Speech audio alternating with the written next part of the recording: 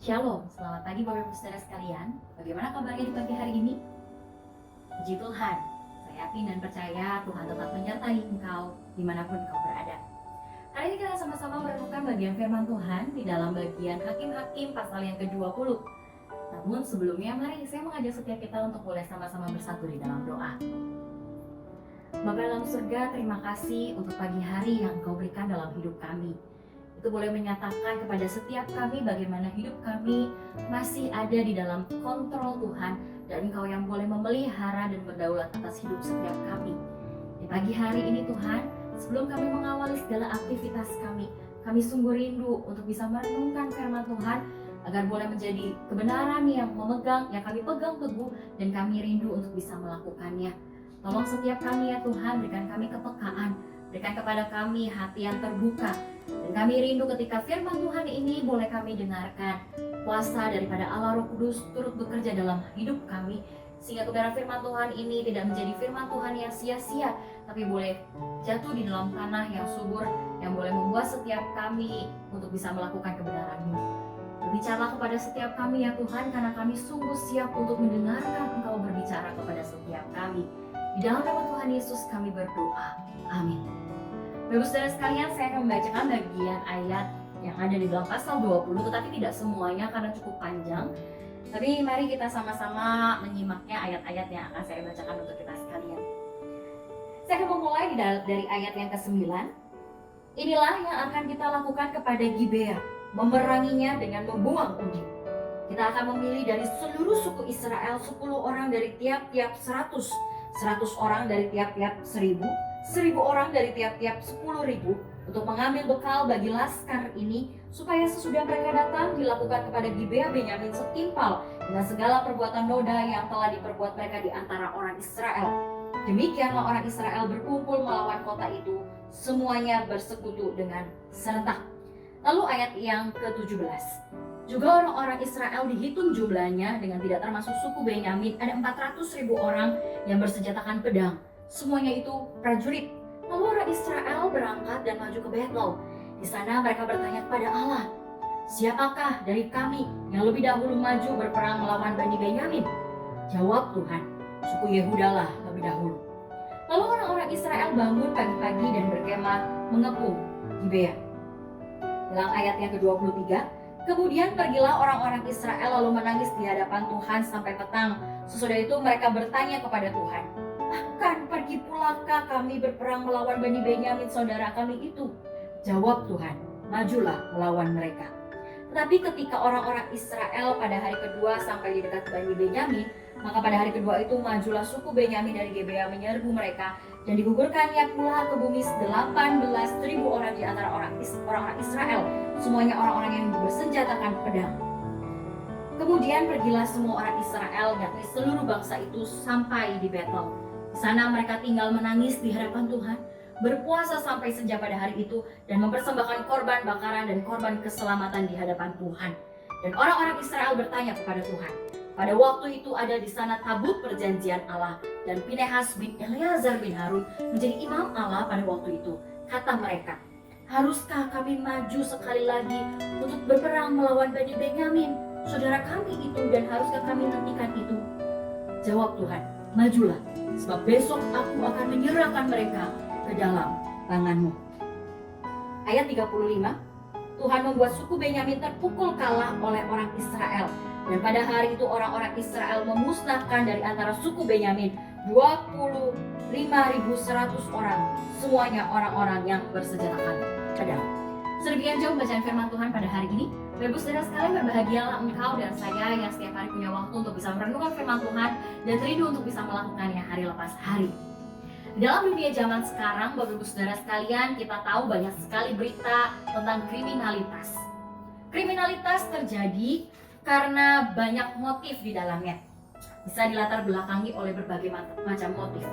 Tapi salah satu motif yang sering kali mendasari seseorang melakukan kejahatan karena orang tersebut ingin balas dendam. Bapak saudara sekalian, mungkin kita gak asing dengan kata balas dendam, dan mungkin ada di antara kita yang pernah bergumul dengan hal tersebut. Rasanya saya tersakiti, saya ingin balaskan rasa sakit itu kepada orang tersebut. Bapak saudara sekalian, dalam perjanjian lama ada satu prinsip atau hukum yang berlaku pada saat itu adalah mata ganti mata, gigi ganti gigi. Dan kalau kita melihat dalam dunia modern saat ini, kita akan mengenal satu kata, satu kalimat, yaitu nyawa dibayar dengan nyawa. Bapak saudara sekalian, kalau kita melihat bagian firman Tuhan Hakim-Hakim pasal yang ke-20 ini, kita akan melihat bagaimana orang Lewi pada saat itu mengalami kesulitan karena dia akhirnya harus merasakan satu kesukaran karena orang Gibea melakukan hal yang tidak baik, yaitu melakukan hal yang amoral begitu ya. Dan akhirnya orang Lewi ini memberitahukan kepada orang-orang di seluruh Israel apa yang diperbuat daripada orang Gibea suku Benyamin. Lalu akhirnya orang-orang Israel ini memikirkan bagaimana hal yang tepat yang akan mereka ambil sebagai satu langkah karena Benyamin ini telah berbuat hal yang salah. Ketika mereka sudah mendengarkan cerita daripada orang Lewi bagaimana kebenarannya, akhirnya mereka bermufakat, mereka bersekutu, mereka berkumpul secara serentak untuk datang kepada orang di Gibea dan Benyamin untuk mempertanyakan apa macam kejahatan yang terjadi di antara kamu. Maka sekarang serahkanlah orang-orang itu, yakni orang-orang Dursila yang di Gibea itu, supaya kami menghukum mati mereka dan dengan demikian menghapuskan yang jahat itu dari antara orang Israel. Bapak saudara sekalian, secara sekilas kita akan melihat bahwasannya orang Israel ini hebat banget, bagus banget ya. Karena mereka tahu Allah mungkin tidak suka kan dengan hal yang jahat dan bobrok di dalam sukunya. Tetapi orang Israel ini mengatasnamakan Allah dalam keputusan yang mereka ambil. Padahal keputusan yang mereka ambil ini bukan didasari dengan pertanyaan terlebih dahulu kepada Allah. Apa yang menjadi hal yang Allah inginkan untuk mereka lakukan? Makanya kalau kita melihat ketika orang Israel sudah memikirkan untuk menyerang orang suku Benyamin, pada saat itu ternyata hari pertama mereka menyerang, mereka kalah. Sekalipun kita melihat ya di dalam ayat 18, mereka datang kepada Allah, mereka bertanya, siapakah dari kami yang lebih dahulu maju berperang melawan Bani Benyamin? Bapak saudara sekalian, akhirnya Allah menjawab suku Yehuda yang harus lebih maju terlebih dahulu. Wow, kok rasanya lucu ya? Ketika orang-orang Israel itu bertanya pada Allah, Allah menjawab. Tetapi ternyata hasil yang mereka dapat adalah kegagalan. Dan kegagalannya ini gak cuma satu kali, tetapi 2 kali. Di hari yang kedua, di dalam ayat yang ke-23, ketika mereka akhirnya terpukul kalah, mereka datang kepada Allah dan menangis. Tetapi yang menjadi pertanyaan mereka dalam tangis mereka bertanya, akan pergi pulangkah kami berperang melawan Bani Benyamin saudara kami itu? Bapak saudara sekalian, dan Tuhan kembali menjawab, majulah melawan mereka. Kalau kita melihat ketika Tuhan Allah menjawab, biasanya akan disertai janji, bukan? Seperti halnya ketika mereka berperang melawan suku-suku yang lain, bahwasannya Tuhan akan menyerahkan, Tuhan akan memberikan kemenangan. Tapi kembali ketika mereka bertanya sebelum maju di hari pertama, dan akhirnya ketika mereka kalah, mereka bertanya kembali sama Allah, ternyata belum ada janji daripada Allah untuk mereka. Sampai akhirnya di hari yang kedua mereka gagal kembali. Bapak saudara sekalian, ketika mereka gagal kembali, bagian firman Tuhan ini mencatat mereka datang kembali kepada Allah dengan menangis, tetapi disertai dengan puasa. Mereka akhirnya sadar ketika mereka mengambil langkah pertama, mereka merasa ini yang paling tepat, ini yang Tuhan mau. Tapi ternyata kalau kita melihat dari hasilnya, bukan itu yang Tuhan mau. Bukan itu yang Tuhan mau. Mungkin mereka merasa ini mengatasnamakan Tuhan, tetapi Tuhan tidak mau hal tersebut kok awalnya. Sampai akhirnya ketika mereka sudah berpuasa, mereka bertanya sama Tuhan, dan mereka mempersembahkan korban bakaran dan korban keselamatan. Orang Israel akhirnya mendapatkan jawaban daripada Tuhan dari pertanyaan mereka. Haruskah kami maju atau kami harus berhenti? Bapak saudara sekalian, Allah menjawab, majulah, sebab besok aku akan menyerahkan mereka ke dalam tanganmu. Bapak saudara sekalian, kita bisa melihat orang Israel tadinya percaya diri untuk maju. Kita bisa melihat mereka percaya diri untuk melangkah. Ini keputusan yang paling tepat. Tapi ketika mereka melihat hasilnya, waduh, kok gagal? Kok gak sukses? Kok gak menang? Malah kami terpukul. kalah, banyak yang mati. Bapak saudara sekalian, tetapi di hari yang ketiga ketika mereka maju, Tuhan Allah telah memberikan janji kemenangan buat mereka. Kalau begitu, apakah kita melihat bahwasannya Tuhan harus nunggu disuap dulu dengan korban persembahan atau korban bakaran? Enggak. Korban bakaran, korban persembahan yang dipersembahkan oleh orang Israel ini tidak menunjukkan bahwasannya Tuhan itu bisa disuap. Tidak. Tuhan bukan seperti manusia yang mementingkan keinginan dirinya sendiri. Dia ada Allah-Allah yang suci, Allah yang mulia. Bapak saudara sekalian, persembahan korban yang diberikan orang Israel kepada Allah ini menjadi satu simbol bagaimana mereka sadar mereka harus bergantung kepada Allah. Mereka sadar mereka harus menyerahkan diri total kepada Allah. Dan sepenuhnya ketika mereka melangkah, kepentingan Allah lah yang harus diutamakan dan bukan kepentingan diri mereka sendiri. Karena itu Bapak Ibu Saudara sekalian, ketika mereka sudah sadar mereka salah, Tuhan Allah melihat mereka belajar sesuatu. Mereka kembali mementingkan apa yang menjadi keinginan Allah. Bapak saudara sekalian, kita belajar di dalam situasi yang sulit saat ini. Mungkin kita akan memikirkan banyak cara untuk terus bertahan hidup. Memang kita diberikan ide, kreativitas oleh Allah. Tapi seringkali yang terjadi adalah rancangan saya yang harus terjadi. Sama halnya seperti orang Israel ini.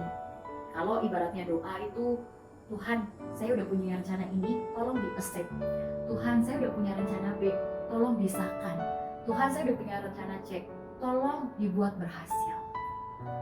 Pertanyaannya bukan seperti itu yang Tuhan mau.